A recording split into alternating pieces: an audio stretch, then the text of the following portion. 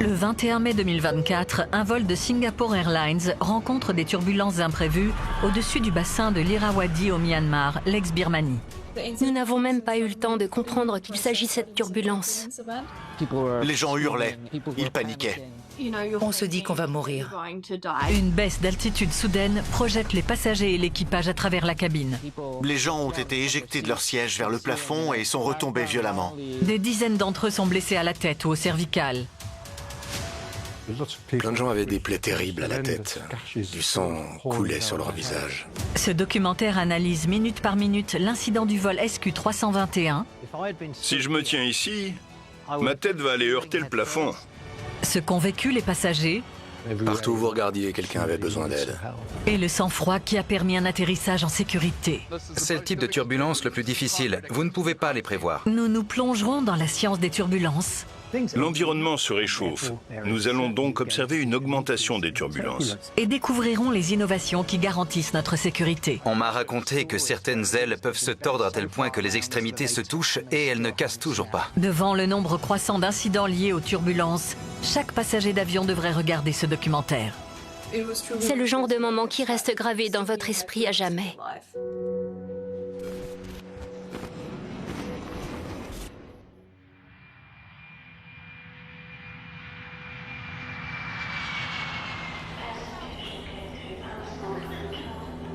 À Londres, le vol SQ321 de Singapore Airlines, à destination de Singapour, est sur le point de décoller avec à son bord 211 passagers et 18 membres d'équipage. Je suis arrivé à l'aéroport en avance. Je suis habitué à voyager et tout était comme d'habitude. Ce trajet, tout ce qu'il y a de plus ordinaire, va bientôt se transformer en une expérience éprouvante.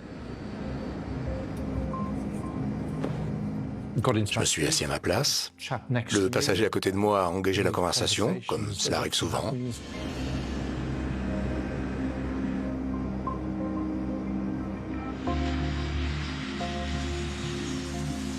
Je ne savais pas que quelques heures plus tard, nous partagerions cette horrible expérience.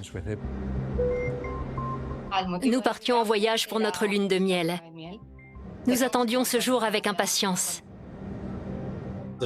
Les 10 premières heures de vol sont passées très vite. Nous pensions être bientôt chez nous. 90 minutes avant son arrivée à Singapour, le vol SQ321 survole paisiblement le bassin de l'Irrawaddy au Myanmar, à plus de 11 000 mètres d'altitude.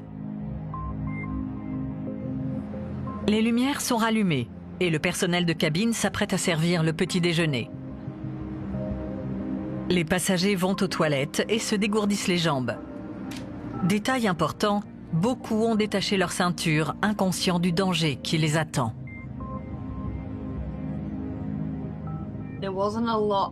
Il n'y a eu aucun signe avant-coureur. Tout le monde se levait pour aller aux toilettes. Tout avait l'air normal. Soudain, au bout de 10 heures de vol, cette tranquillité est violemment interrompue. Nous avons senti des secousses terribles. Tout s'est mis à trembler. Nous avons immédiatement compris que quelque chose n'allait pas.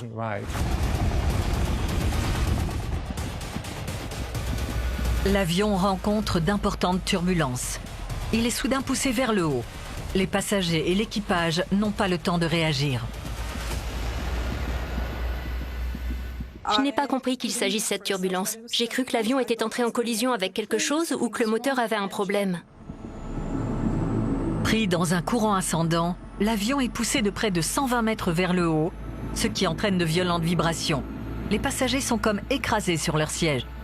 Je me souviens de l'avion qui monte, des moteurs qui vrombissent. Il était évident que ce n'était pas un événement anodin. Je ne crois pas qu'il y ait eu des signes avant-coureurs de ce qui allait se passer. L'appareil est contrôlé par le pilote automatique qui tente de le faire redescendre à son altitude de croisière de 11 300 mètres. L'avion prend de la vitesse. Le pilote actionne les aérofreins et rallume le signal lumineux des ceintures de sécurité. Mais à peine 8 secondes plus tard, les choses prennent un tournant terrifiant. À l'instant même où j'ai rattaché ma ceinture de sécurité, l'avion a soudain plongé dans le vide. L'avion rencontre de nouvelles turbulences. Mais cette fois, il tombe de 54 mètres en moins de 5 secondes. Les gens ont été éjectés de leur siège vers le plafond. Mes pieds se sont retrouvés en l'air, devant moi. J'ai senti ma ceinture qui me retenait par la taille. Ma tablette s'est envolée et m'a heurté à la tête. Les passagers qui n'ont pas eu le temps de se rattacher sont projetés violemment vers le plafond. C'est le chaos dans la cabine.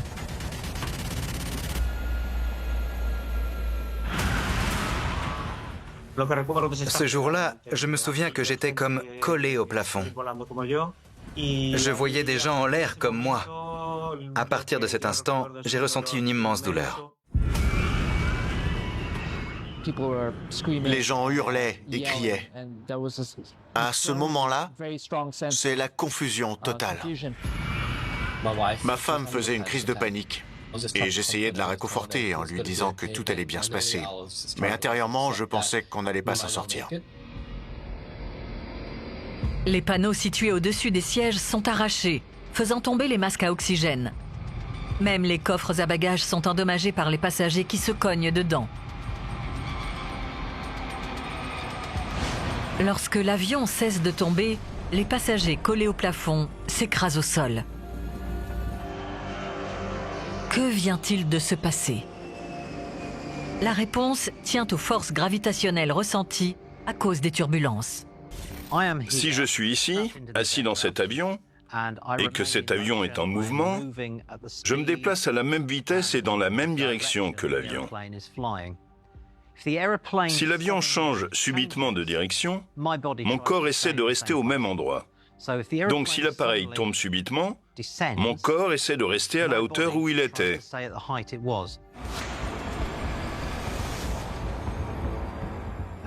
Sur le vol de Singapore Airlines, certaines personnes étaient assises, mais d'autres étaient debout, comme moi, en train d'aller aux toilettes au bout de l'allée. Si je me tiens ici, ma tête va aller heurter le plafond. Et lorsque l'appareil retrouve sa portance, je viens m'écraser au sol. Bien sûr, il y a des sièges, il y a les autres passagers. Donc, les blessures sont inévitables.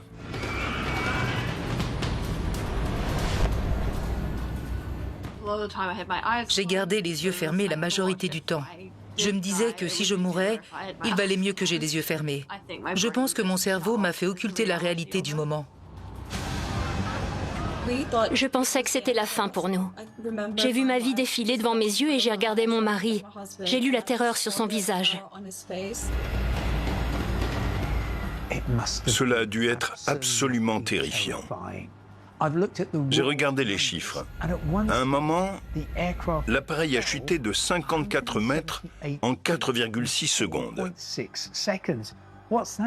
Ce qui correspond à une vitesse moyenne de 42 km/h en chute libre. Si vous n'êtes pas attaché, c'est extrêmement violent.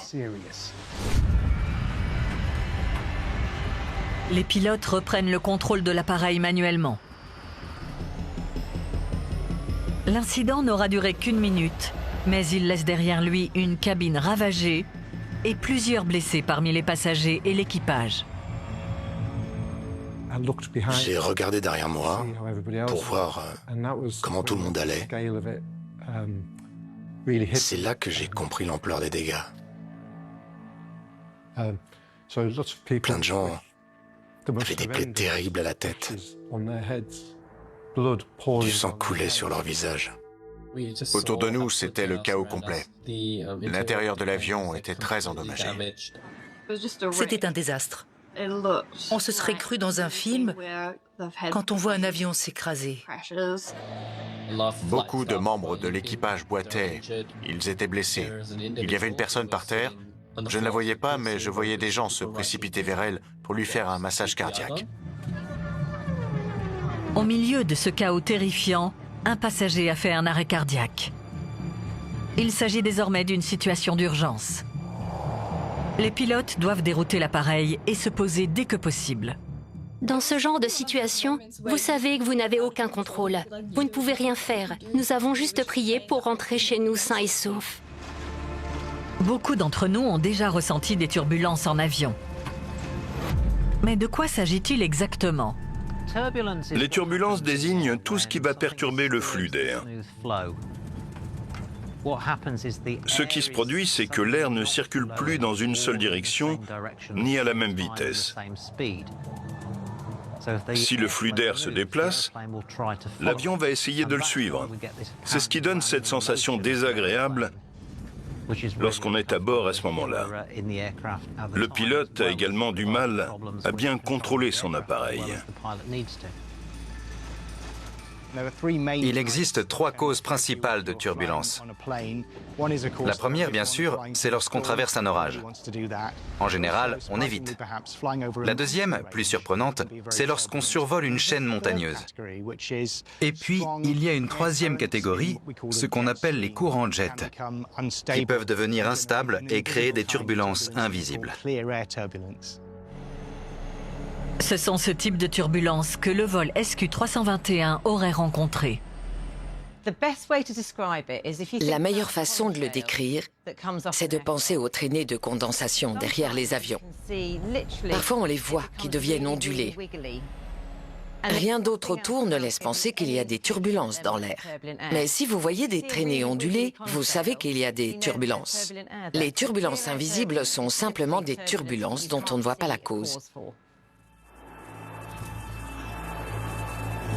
Les gros avions de ligne sont équipés de radars météo situés dans le nez de l'appareil afin de détecter le mauvais temps.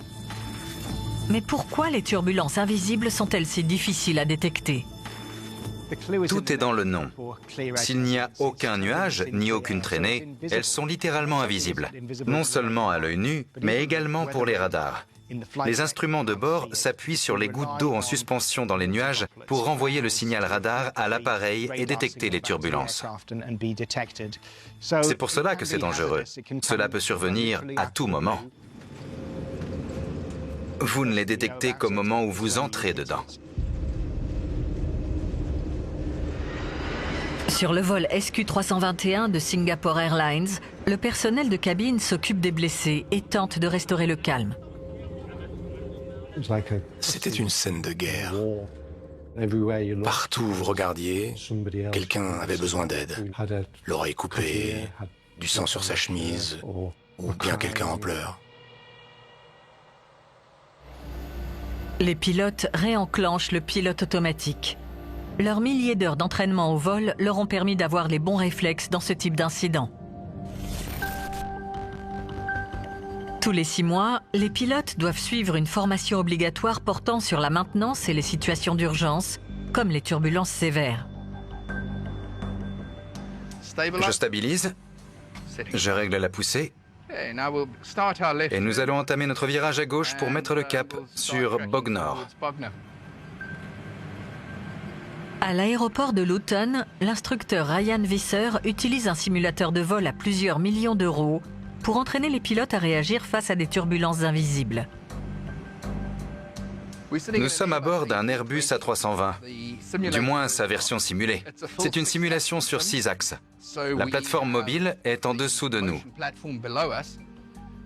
Une fois que nous prenons le contrôle de l'appareil, nous sentons une version simulée de ce qui se passerait à bord d'un véritable avion.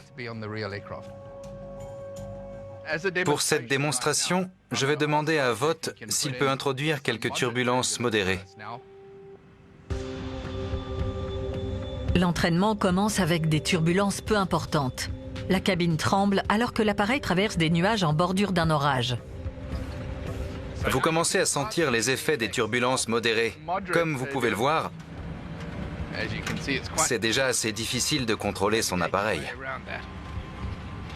Nous allons rester en pilote automatique le plus longtemps possible. Les protections sur ce type d'appareil sont très performantes. Nous avons perdu de l'altitude. C'est pour cela qu'une alarme s'est déclenchée. Nous avons perdu 55 mètres d'altitude. Ryan fait maintenant ce qu'aucun pilote ne ferait en temps normal. Il se dirige vers le cœur de l'orage pour nous montrer à quoi ressemblent des turbulences sévères comme celles que le vol SQ-321 a rencontrées. Ryan sait ce qui l'attend, contrairement aux pilotes de Singapore Airlines qui ont été pris par surprise par des turbulences invisibles et indétectables. La vitesse air commence à varier. Nous commençons à perdre et à reprendre de l'altitude. La vitesse de descente est à 300 mètres par minute.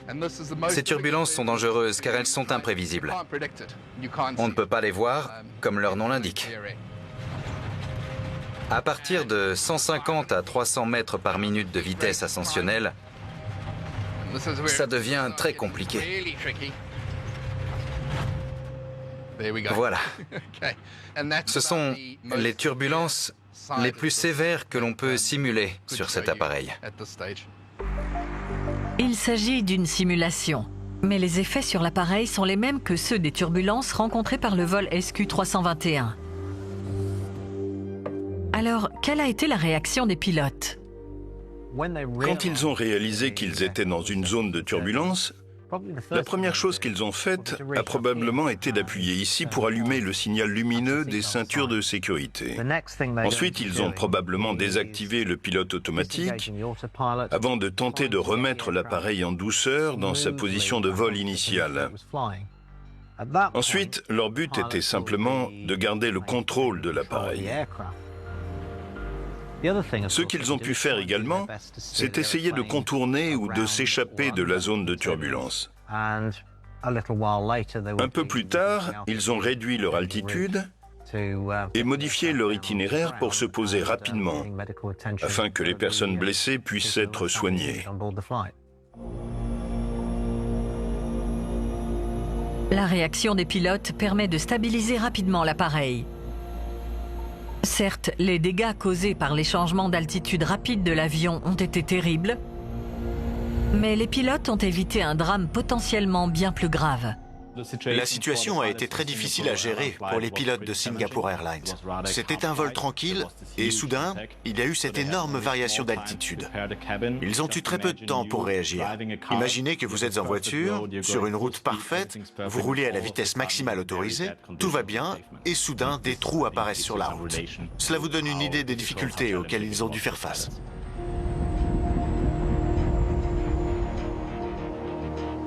Le vol SQ-321 nous montre à quel point les turbulences peuvent être dangereuses pour les passagers.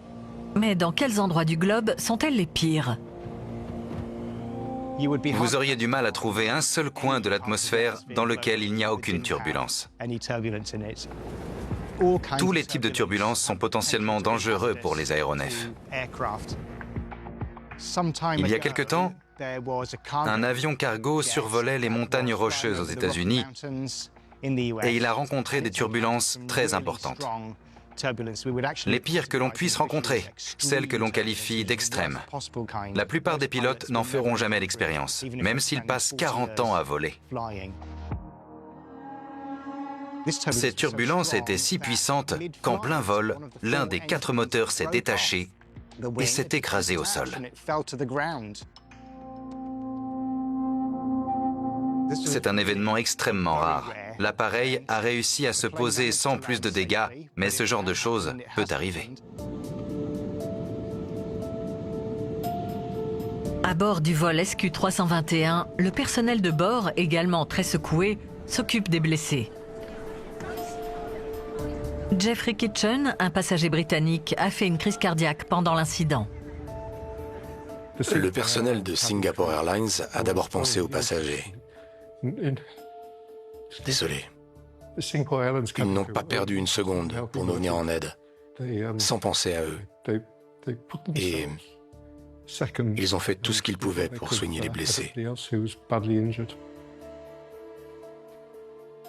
Désolé, je ne pensais pas que je serais aussi ému. La plupart des passagers sont traumatisés par ce qu'ils viennent de vivre. Mais au milieu du chaos, le personnel de cabine tient son rôle en tentant de rétablir le calme. Lors d'une urgence, même si tout dépend du type d'urgence puisqu'on est dans un avion, les gens se divisent généralement en deux catégories. La plupart sont conciliants. Ils suivent les règles comme il leur a été demandé lors de l'explication des consignes de sécurité. Mais certains paniquent et deviennent irrationnels. Et ça, c'est très compliqué à gérer pour le personnel de cabine. Tous les membres d'équipage suivent une formation rigoureuse aux procédures de sécurité et à l'assistance aux passagers. Les gens ne réalisent pas ce qui se passe en coulisses. Nous ne sommes pas là juste pour servir du thé ou du café. Nous ne sommes pas des serveuses du ciel.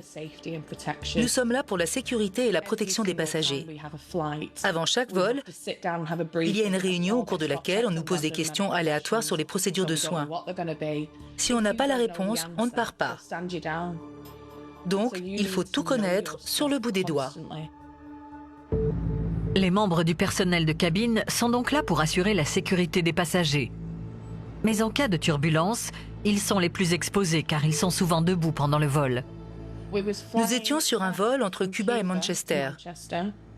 Tout était normal. On ne nous avait rien signalé de particulier. Aucun danger, tout allait bien. Je ramenais le chariot de service quand j'ai commencé à sentir des secousses. Soudain, on a entendu « PNC à vos postes, assis, attachés ». Avant même que l'on puisse réagir, l'avion a grimpé de 150 mètres en à peine 3 secondes. Malheureusement, à ce moment-là, j'ai fait un pas en avant. L'impact du sol avec mon pied m'a cassé la cheville. J'ai regardé vers le bas et j'ai compris que c'était très sérieux.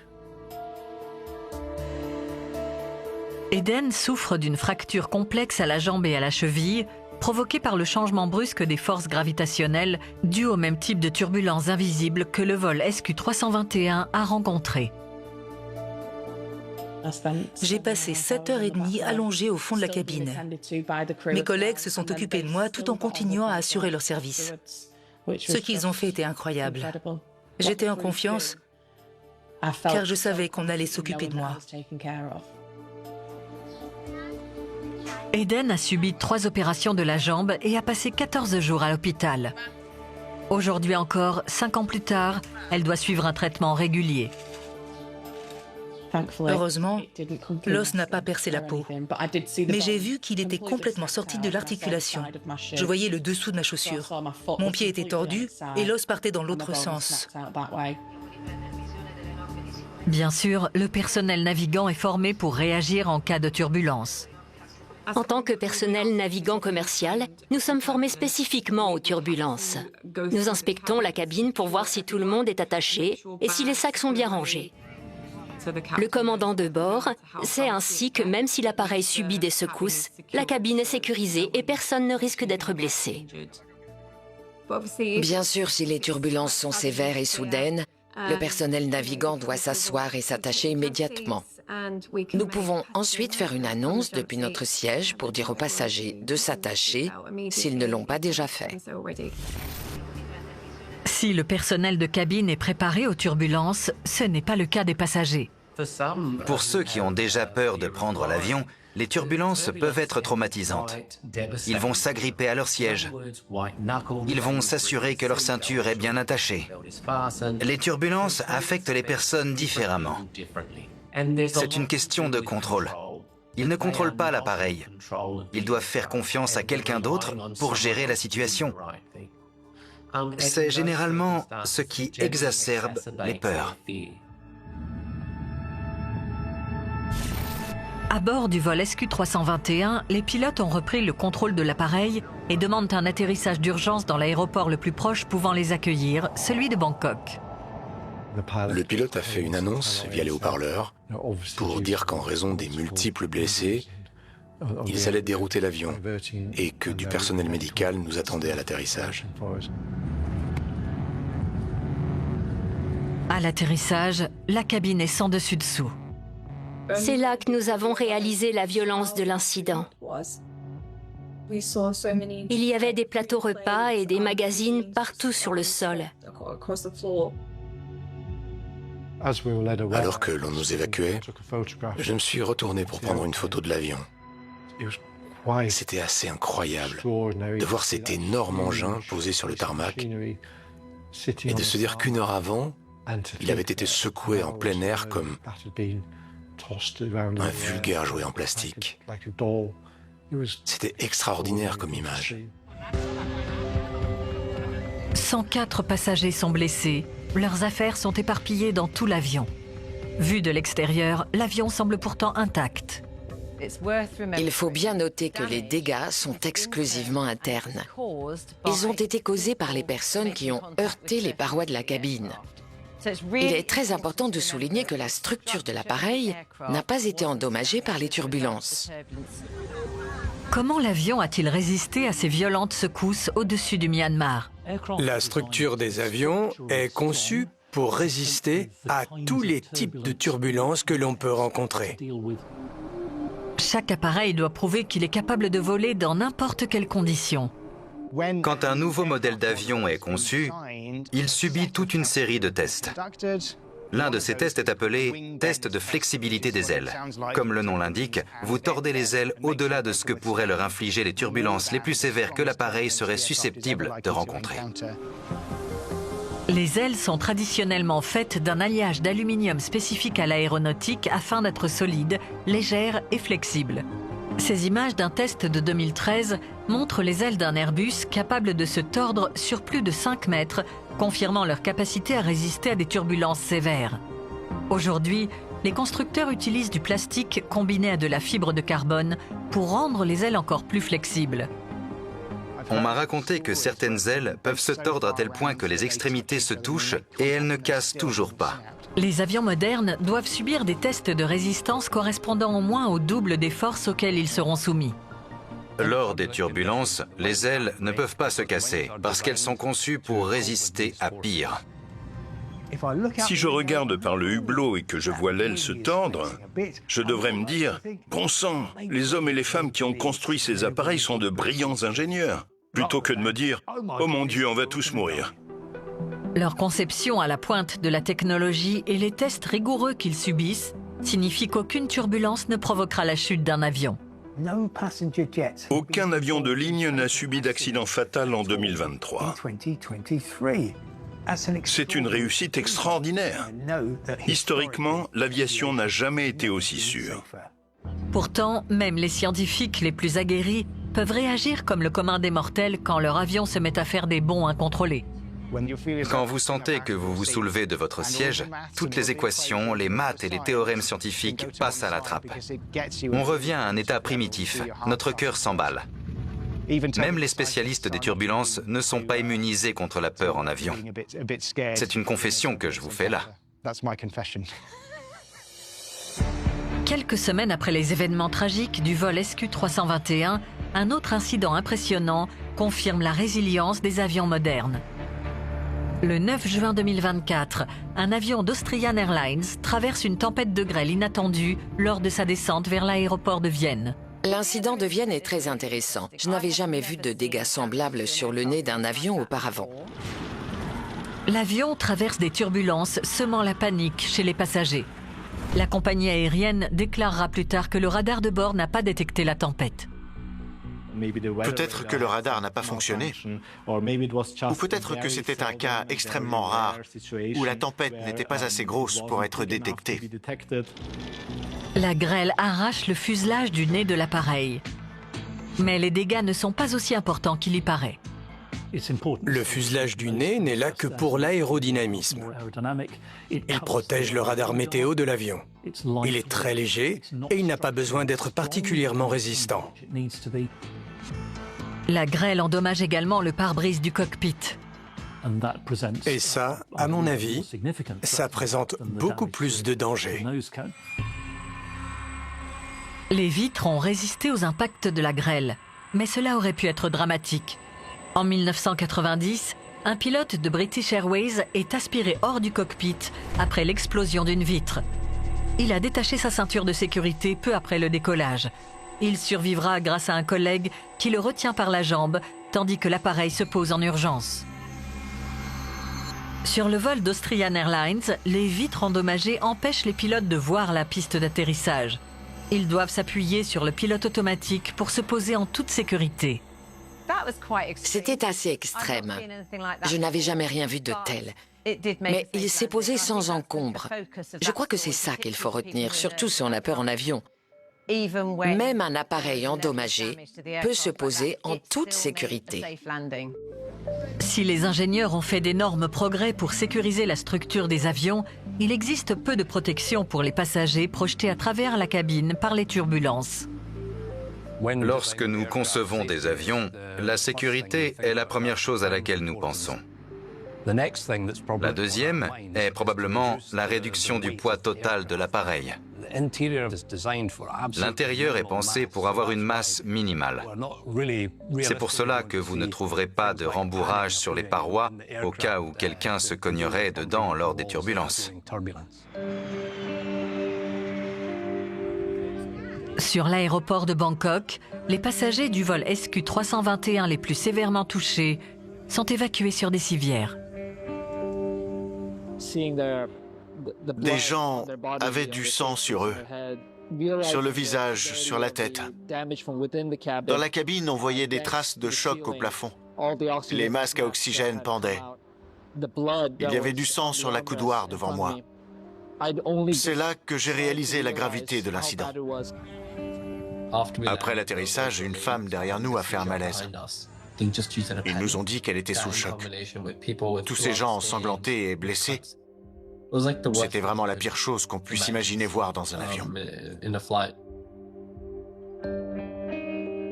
Je pouvais marcher, mais je restais un peu plié en deux.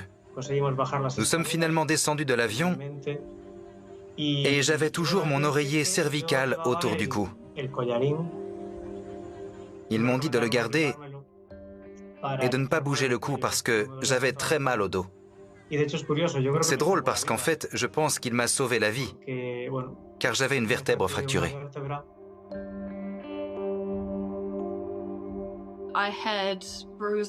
J'avais des bleus sur les cuisses à cause de ma ceinture de sécurité.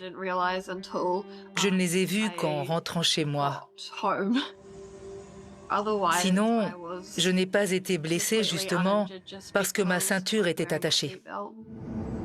Jeffrey Kitchen, qui a fait une crise cardiaque pendant ce terrible incident, est malheureusement décédé.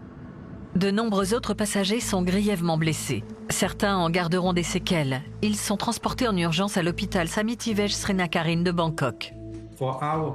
Dans notre hôpital, nous avons accueilli 71 patients.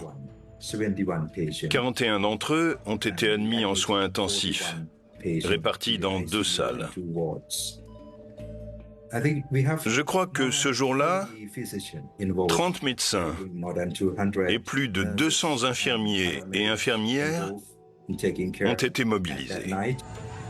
Les blessures les plus graves concernent les vertèbres dorsales et cervicales des passagers qui ont été projetés violemment contre les coffres à bagages. Beaucoup étaient blessés au niveau de la colonne vertébrale. Nous avons dû effectuer 9 opérations en urgence. Nous avons opéré toute la nuit en continu. Les passagers dont la ceinture était attachée s'en sortent relativement indemnes. J'étais heureux d'être sain et sauf. Je n'étais pas blessé. Je n'ai eu que quelques bleus au niveau de la taille, une bosse sur la tête et une petite griffure sur la jambe. Il était 7 heures du matin. Je suis allé prendre une douche.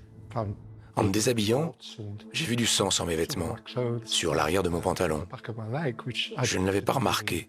Ce n'était pas mon sang. Je ne sais pas à qui il était. Je me suis mis sous la douche et j'ai pleuré.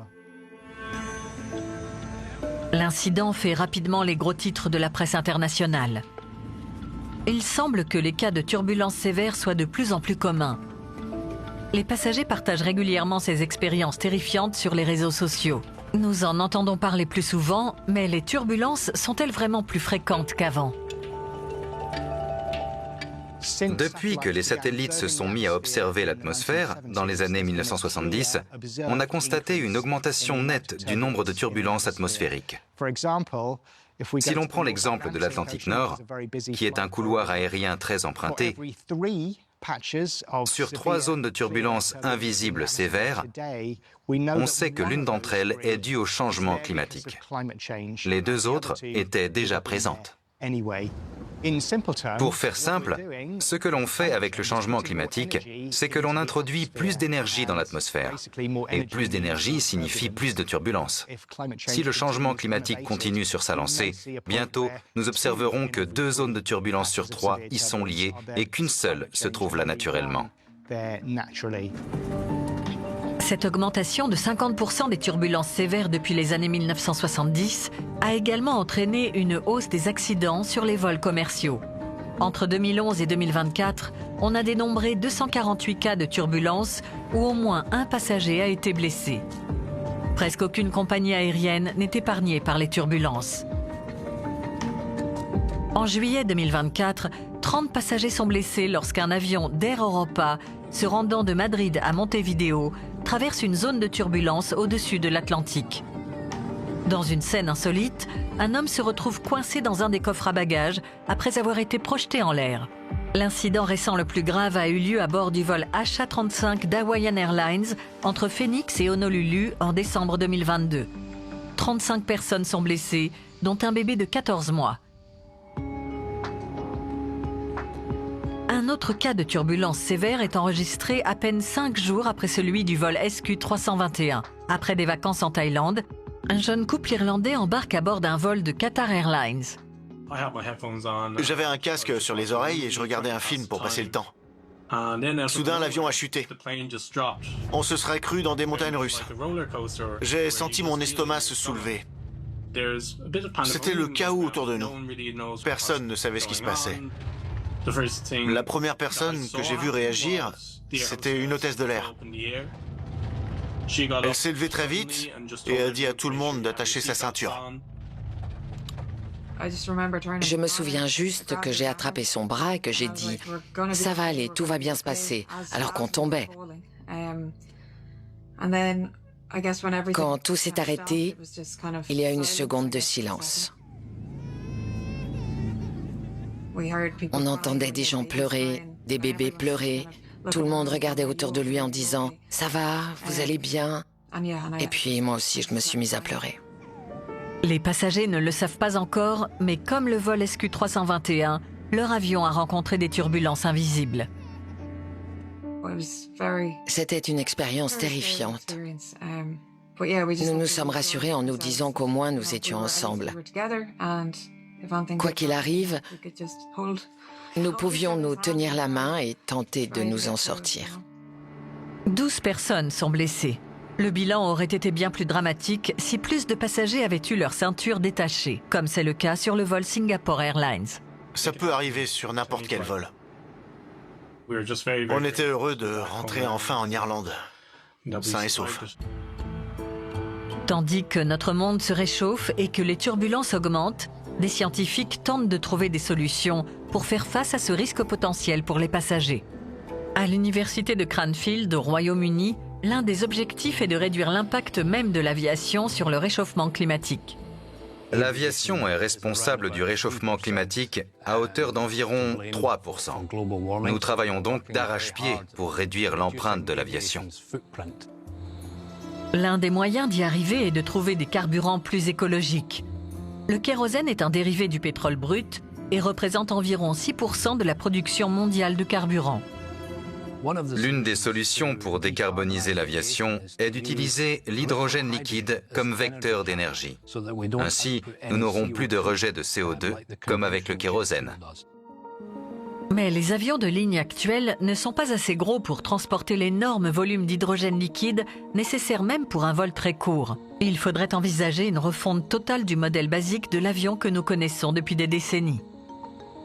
Cet appareil présente un fuselage intégré. Il est très différent des avions de ligne actuels. Il est capable de transporter jusqu'à 800 passagers.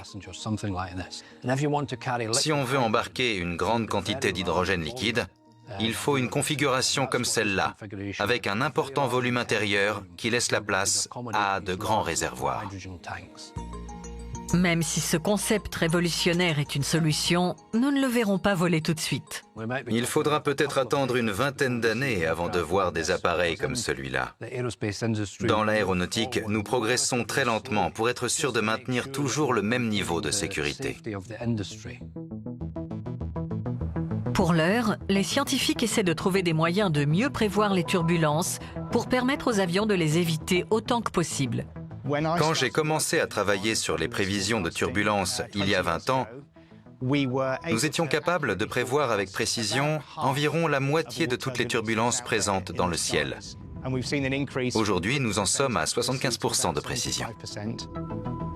Cette amélioration a été obtenue en combinant les technologies radar avec l'intelligence artificielle. Ils ont des radars au sol qui leur permettent de détecter la formation d'orages dans une zone donnée. Et ils ont des radars à bord des avions. Ensuite, en fonction de ces données radars, un modèle utilisant l'intelligence artificielle est capable de prédire les mouvements de convection atmosphérique et la présence de turbulences. Bien que le ciel du Myanmar soit connu pour être une zone de turbulence en raison de sa proximité avec l'équateur, où la pression atmosphérique est plus basse, le pays ne possède pas de radar suffisamment performant pour les détecter. Les pilotes ne disposaient pas de ce type d'informations et ont dû se fier uniquement aux radars présents dans le nez de leur avion et aux images satellites. Les pilotes de Singapore Airlines n'ont pu se fier qu'à leur radar de bord, incapables de détecter les turbulences invisibles, ce qui explique sans doute l'incident du vol SQ-321. Tout est arrivé si vite. Comme si on s'était retrouvé sans le savoir dans un grand 8. De meilleures infrastructures, une coopération plus étroite entre les services de contrôle aérien des différents pays et une amélioration des modèles informatiques permettront sans doute des prévisions plus précises dans les années à venir. Je vais peut-être regretter d'avoir dit ça si jamais ça ne se produit pas, mais je pense qu'on peut faire des progrès conséquents en matière de prévision pour conquérir ces derniers 25% de turbulences qu'aujourd'hui on ne peut pas prévoir. Une zone de turbulence sur 4 reste donc imprévisible. Alors que peuvent faire les ingénieurs pour adoucir les secousses en vol? Une entreprise australienne développe un système de volets capable de s'ajuster pour compenser les effets des turbulences. Notre solution consiste à contrer les turbulences de façon dynamique. Comme le font les oiseaux en permanence, nous adaptons la forme des ailes à l'aide de petits volets pour avoir des forces constantes. Imaginez que vous êtes à bord d'un avion secoué de haut en bas. Les ailes adoptent un mouvement inverse qui compense parfaitement ces secousses et vous passez un vol tranquille.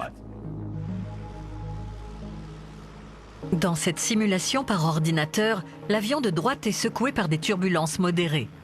À gauche, le vol est bien plus fluide car des capteurs de pression détectent la moindre turbulence, même invisible, à l'avant des ailes. Ces capteurs contrôlent en continu le mouvement des volets à l'arrière des ailes pour s'adapter aux changements dans le flux d'air. Nous essayons d'améliorer la réactivité pour arriver à 1/10, voire quelques centièmes de seconde, pour que les capteurs situés à l'avant de l'aile détectent non seulement les turbulences, mais de quel type de turbulence il s'agit. Pour l'instant, ce système est proposé sur les petits avions, mais l'objectif est de l'adapter aux gros avions de ligne d'ici 10 à 15 ans et d'éviter ainsi les tragédies comme celle du vol SQ-321. Même sur un avion comme celui-là, les secousses seraient grandement réduites. Elles ne disparaîtraient pas complètement, mais personne ne serait plus jamais projeté au plafond. 3 semaines après l'incident du vol SQ-321, l'état de santé de Iago Pereda lui permet enfin de rentrer en Espagne. Mais sa femme et lui doivent désormais trouver le courage d'embarquer à nouveau pour un vol long courrier. Au bout de 2h30 de vol, les turbulences ont recommencé. C'était horrible. Elles ont duré pendant 5 heures. Je me disais, mais qu'est-ce que j'ai fait pour mériter ça? Se rétablir physiquement est évidemment le plus important. Mais plus jamais je ne serai capable de profiter d'un vol en avion. Pas avec toutes ces turbulences. En dehors de cet aspect psychologique, il faudra plusieurs semaines pour que les douleurs cervicales de Iago disparaissent complètement. Là-bas, les docteurs m'ont dit qu'il me faudrait 2 à 3 mois pour revenir à la normale. En ce qui concerne le sport, ça va dépendre. Entre 4 et 6 mois. Les autres passagers doivent également se remettre du traumatisme qu'ils ont vécu au-dessus du Myanmar. Les personnes qui ont vécu des expériences traumatisantes, que ce soit dans un avion ou ailleurs, dans lesquelles elles n'avaient aucun contrôle, conservent ce sentiment négatif associé aux turbulences. Je vis à Londres, sous un couloir aérien. Maintenant, ça va mieux, mais au début, le bruit des avions me rappelait constamment ce qui s'était passé. Maintenant, dès que je sens la moindre turbulence, je ressens une panique immédiate. J'ai peur que ça tourne mal. Cela va demander un certain effort psychologique pour pouvoir reprendre l'avion régulièrement. J'ai des images qui me reviennent régulièrement.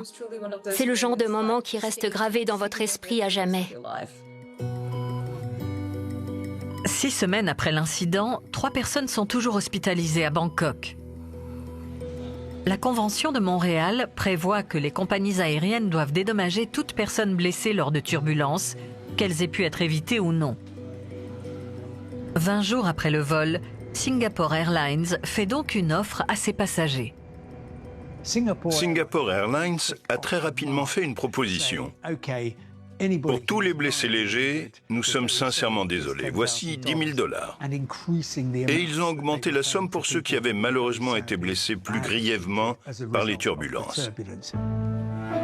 Face au réchauffement climatique et aux turbulences de plus en plus fréquentes, que pouvons-nous faire lorsque nous prenons l'avion pour éviter d'être blessés ?